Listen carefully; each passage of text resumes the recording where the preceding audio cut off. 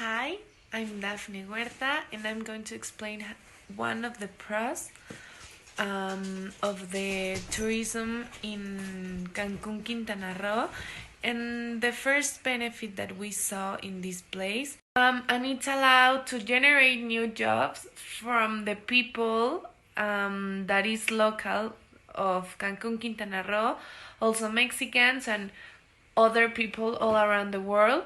And with this graph, we can see how is increase these numbers or jobs along the years. Hi, my name is Miren Sofia, and about the match of Mexico with the world, the second benefit we found was the tourist attraction of Cancun gives a good image of Mexico abroad.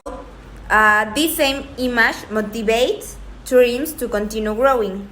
Another important benefit is the contribution of foreign currency. Tourist activity has become one of the main sources of foreign currency in the country, attracting during the period income of over 73 billion dollars as a result of receiving more than 204 million tourists. Tourists inject money into the destination's economy, and they also commonly have a higher spending capacity than residents, either because they have a higher income or because they save it for the trip and then to be ostentatious during vacation. In the graph, we can see the growth of tourism as a tool for the gross domestic product. As we can from 1998, it had a growth of 25% each year, which speaks of Cancun is a strong tourist area due to the number of foreign tourists. Okay, so right now we're going with the cons. The pollution will be the first con. Tourism can cause the same forms of pollution as any other industry: air emission, noise, solid waste, littering, chemicals, and even visual pollution, as we can see in this image. Each year, an additional 8 million tons of plastic end up in the world's ocean, where it is responsible for the deaths of up to 1 million seabirds, sea mammals, marine turtles, and common fish. And visual pollution is an aesthetic issue, referring to the impacts of pollution that impair one's ability to enjoy a vista or view.